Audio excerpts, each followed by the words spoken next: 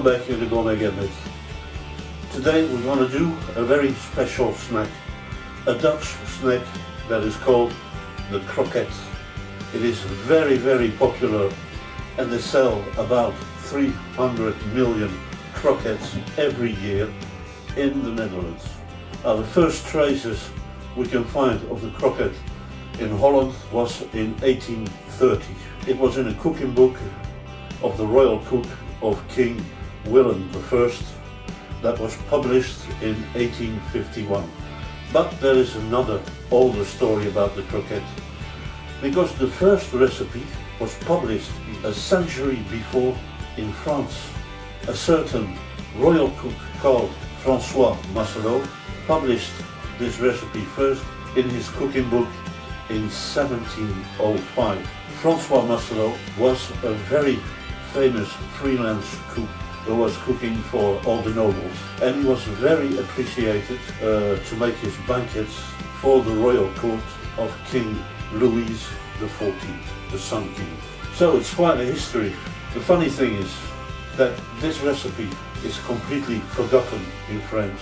So today we're going to do a recipe a little bit back in time. We're not going to use modern ingredients. We're going to use the ingredients from a recipe I found that goes back more than a century. I'm Wes Wolfman. Let's get started. Let's have a look what we need as ingredients. We got the normal salt, coarse sea salt, black peppercorns, cloves, nutmeg, bay leaves and thyme, garlic, 1 onion, a fennel, parsley, celery, carrots, leek, rosemary, and we got some lower plate. The bones are going to help me to make a very nice broth. So what you also need is 2 types of breadcrumbs, fine grained and a little bit more coarse grained breadcrumbs. The fine breadcrumbs are for the first coating and the more coarse breadcrumbs are for the outside coating. We need some eggs, we need some butter, and we need some wheat flour. So the first thing to do is clean all our vegetables in cold water, especially the leek. The leek got a lot of sand in here. You open it all up and it's more easy to get all the dirt out. The celery as well. So I don't have to get further into this, you know very well how to clean your vegetables, I presume. So we're going to take a large pot to cook the meat and to make our broth. We're going to cut our celery grossly. Same for the fennel, the leek, carrot, parsley. We're going to keep the leaves for later on, and the stems in there. Put in the first layer of our vegetables. Then we're going to take our lower plate or short ribs beef with the bones, of course. Rosemary, bay leaves, thyme, cloves, the nutmeg. We're just going to break it open. Peppercorn, coarse sea salt, onion. Just cut the garlic in half, and in she goes, and the rest of our vegetables,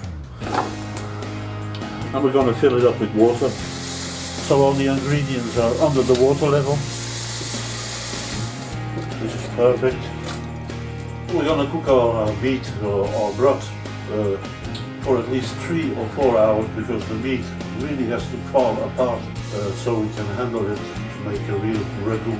So put your heat on the maximum and let's get this to the boiling point to start with. As soon as it comes to the boiling point, we're going to lower the fire. It's going to boil slowly for about 3 hours to start with. Don't forget to check out once in a while if you still get enough water in your broth. So we're going to put some more water in here. And at the same time you can taste it, and some more salt in there if it's needed. So we're up to 4 hours of cooking. We're going to have a look if our meat is really well done. You see the bones have fallen away and this is really very soft meat. So we're ready for the next step. So we're going to take out just our vegetables. Now we're going to put the meat here.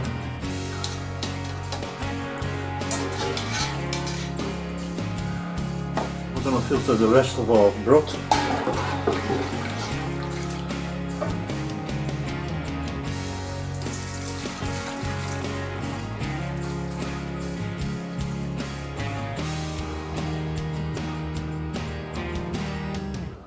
So we're going to let this cool down a bit for half an hour. It's going to be more easier to work with it. It's too hot now. So we're going to cut up our beef into little bits. We're going to take off the greasy parts, the hard parts. You see, it falls apart. It is no difficulty at all. It's really tenderized. Just tear it into little bits. So this is the texture we want. This is really the ideal texture for me. We're going to chop our parsley.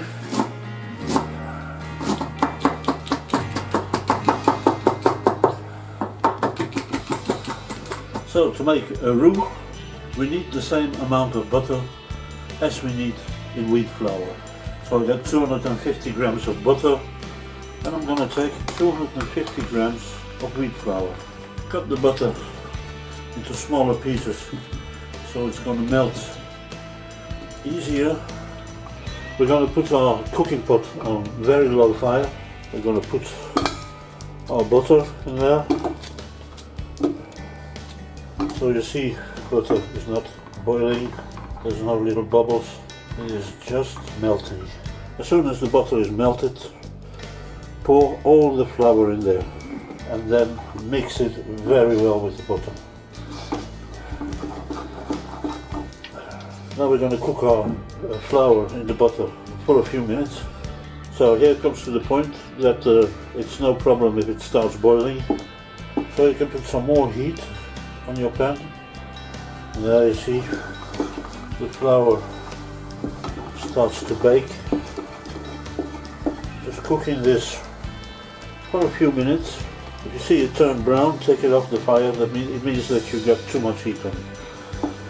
So here it comes up to the point that we're going to pour in little by little our broth, and we're going to stir it well. So the first one, we're going to let it absorb. See, and here, as you see, you can put in another one and stir it up again. We get it really well mixed. And as soon as we get this texture, this thick texture, pour in another one and continue stirring. Now this needs to be very thick. It's not a sauce, it's a very thick ragu that we're going to make. And here we're going to lower it a little bit because we don't want this to become too liquid. It's got a good texture, and you see it's really thick. We're going to taste this. Now this needs a little bit more salt. I'm going to put some nutmeg in there and a good pepper milk.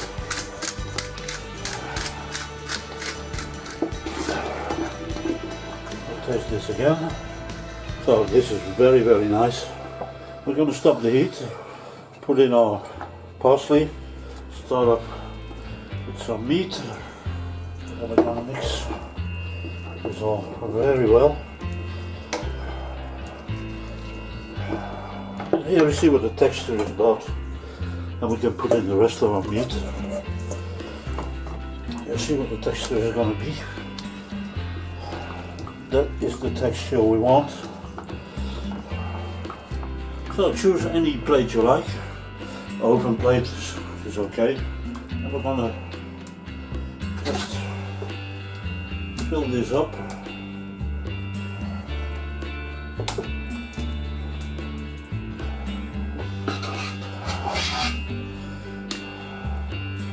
we're going to put some plastic on there.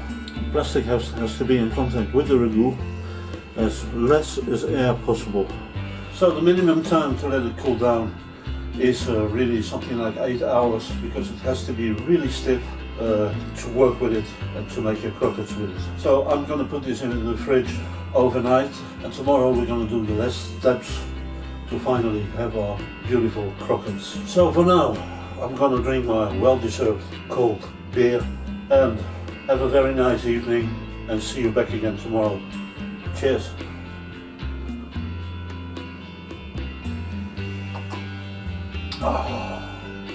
After a good night's sleep, we're now ready to make our croquettes.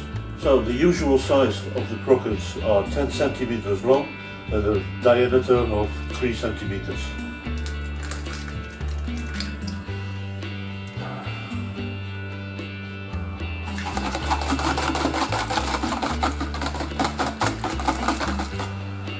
So here we got fine breadcrumbs, and here we got medium breadcrumbs. We got our eggs. We're gonna cut this in parts, little parts.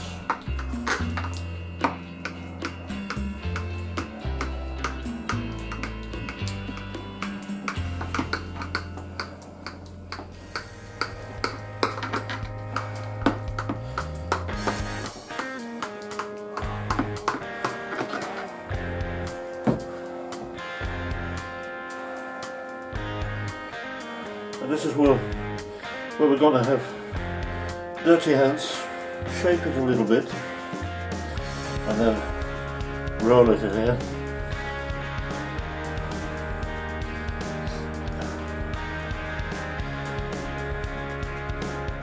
And this is our first coating, and then directly in the edge, and our second coating.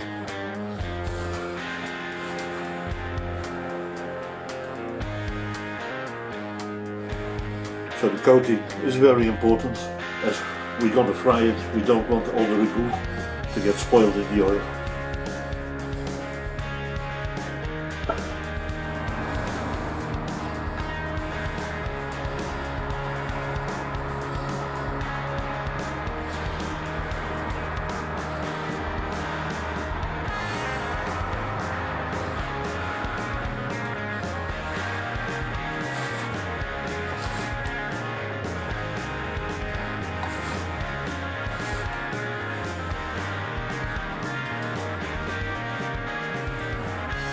We're going to use a good amount of vegetable oil, because they're quite big, the croquettes I made.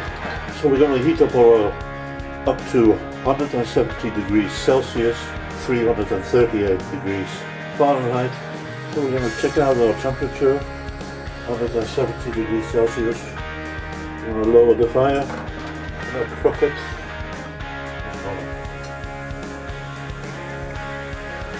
Going to fry for about 5 minutes.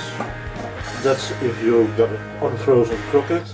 If you got frozen croquettes, fry them for about 8 minutes. I have to handle them very gently so they won't break open while frying. So 5 minutes later,